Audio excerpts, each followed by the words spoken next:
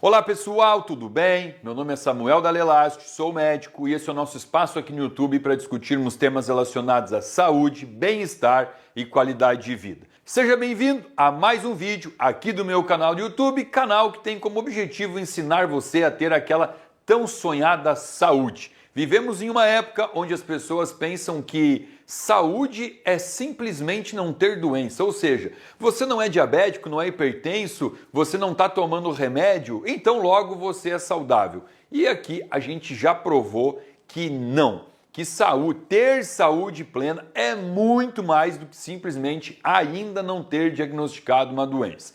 E para isso, esses vídeos servem como base para ir dando informação, conhecimento para você aprender a ser o autor da sua própria saúde. O vídeo de hoje eu reservei algo que, na verdade, as ideias dos vídeos, elas vão vindo das minhas consultas. Coisas que eu vou percebendo que são recorrentes no meu consultório, vem aquele insight e eu penso, opa, legal fazer um vídeo sobre isso para a gente ajudar o maior número de pessoas possível. E aqui hoje o vídeo, eu vou nortear um pouquinho esse vídeo ao redor da vitamina B12 e vou trazer uma correlação que é importante a gente aprender a ter. Por quê?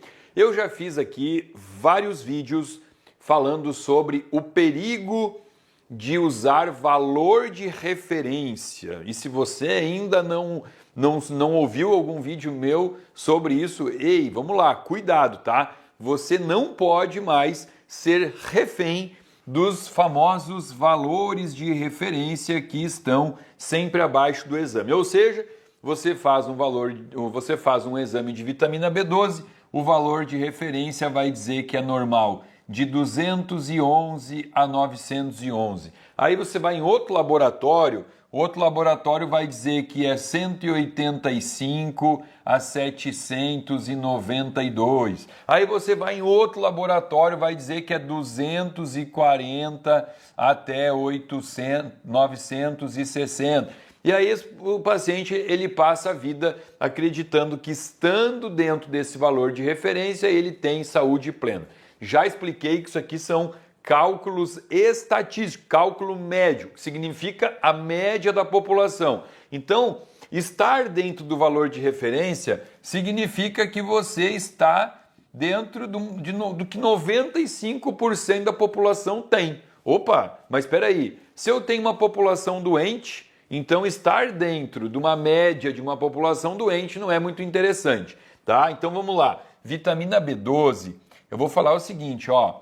Se você tiver menos do que 400, você tá mal. Não tô falando que 400 é bom, tá? Não tô falando.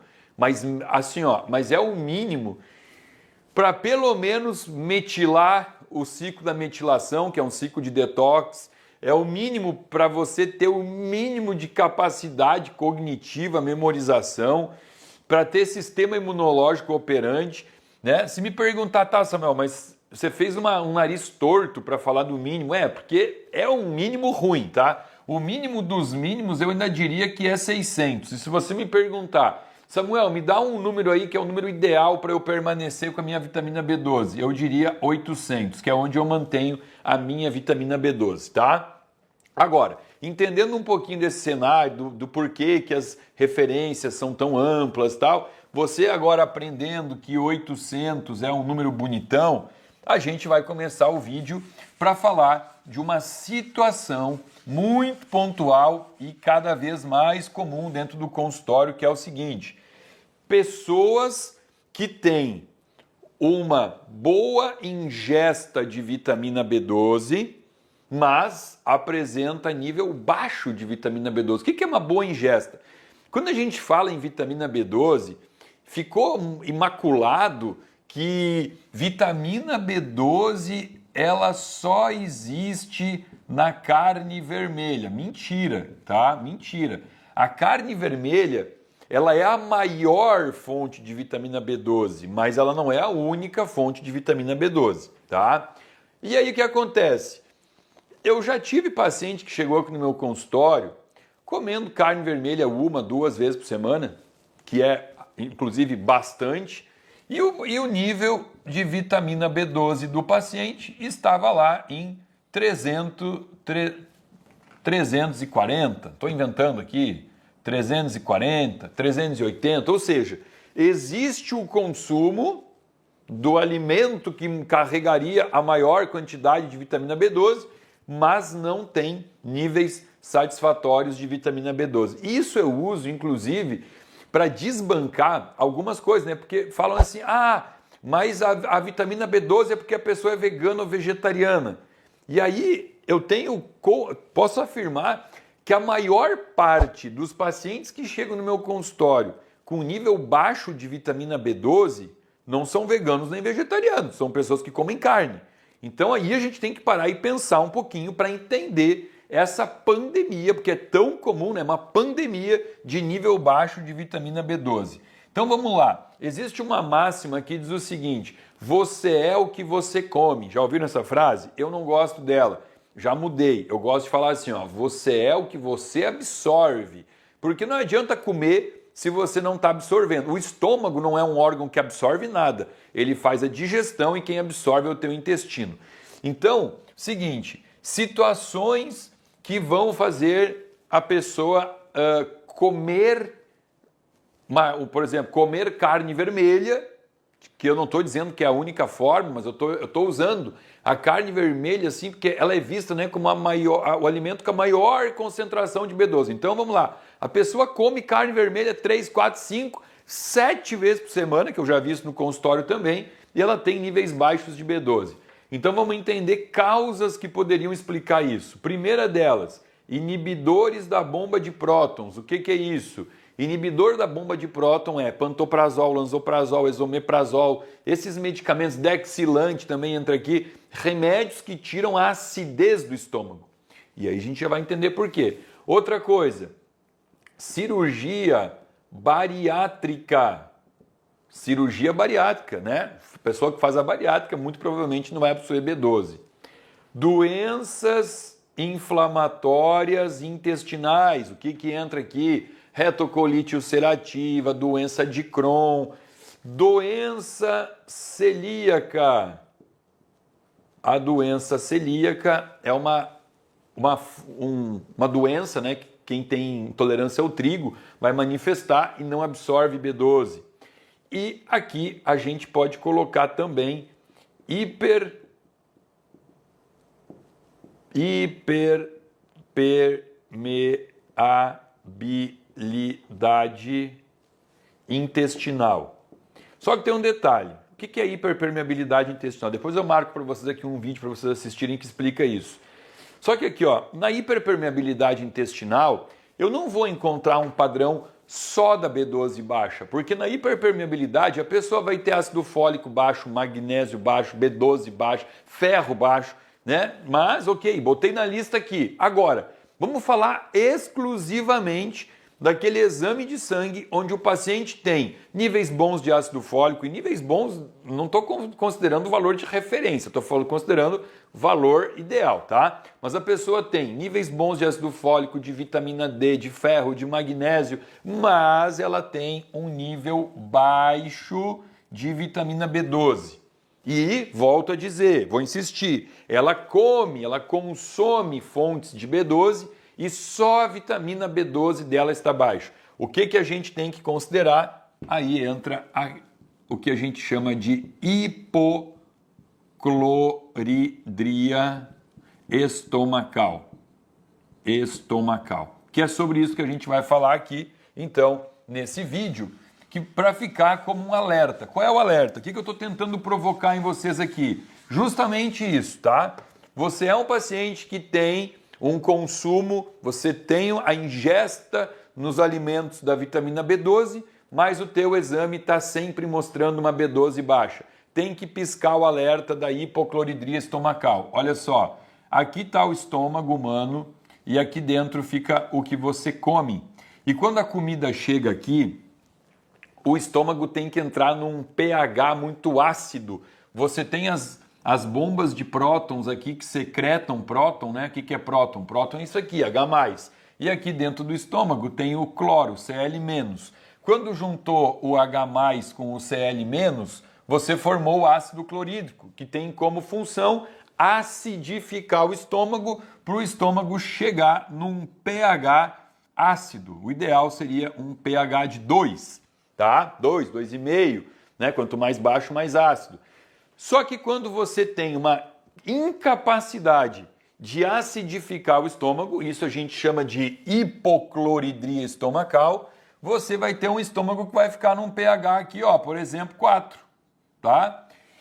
O que acontece com o pH 4? Além de você não conseguir fazer a digestão adequada, ideal dos alimentos que estão aqui dentro, aí vem um detalhezinho, olha só, a vitamina B12, ela é absorvida numa porção do intestino chamada de íleo.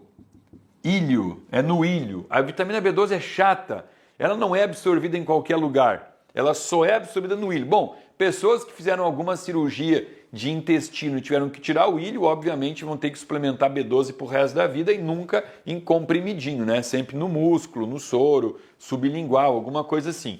Mas para B12 conseguir chegar no íleo e ser absorvida pelo íleo, ela precisa obrigatoriamente de uma carona.